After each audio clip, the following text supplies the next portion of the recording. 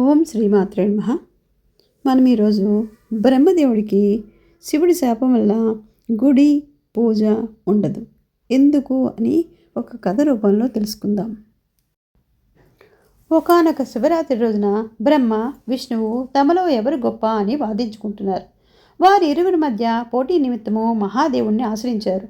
శివుడు లింగాకారంలో రూపంలో ప్రత్యక్షమై తన మొదలు చివర తెలుసుకోవాలని పోటీ విధించాడు. బ్రహ్మ ఆది కోసము, విష్ణువు అంతం కోసం వెతకడం మొదలుపెట్టారు. బ్రహ్మదేవుడు ఎంత వెళ్ళినా లింగం ఆది కనిపించలేదు. ఇలా కష్టమని శివుడి దగ్గరికి వెళ్ళి తాను ఆది అనుకున్నా అని సాక్ష్యంగా ఒక గోవును తెచ్చాడు. గోవు కూడా బ్రహ్మదేవుడికి మద్దతుగా అవును అని తల ఊపి తోకతో కాదు అని చెప్పింది. ఈ లోపల విష్ణుమూర్తి అంతం తెలుసుకోవడం కష్టమని చెప్పడానికి వచ్చాడు.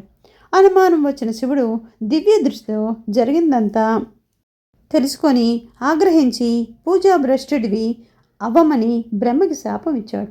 అలాగే తలలో అబద్ధం చెప్పి తోకతో నిజం చెప్పిన గోవుకి తన తోకకు మాత్రమే పూజ అర్హత కల్పించారు.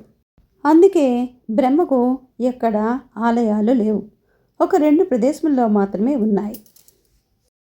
రాజస్థాన్లోని పుష్కర్ ప్రపంచంలోనే అత్యంత ప్రసిద్ధమైన ప్రాచీనమైన బ్రహ్మ దేవాలయం పుష్కర్ సరస్సు ఒడ్డున ఉంది.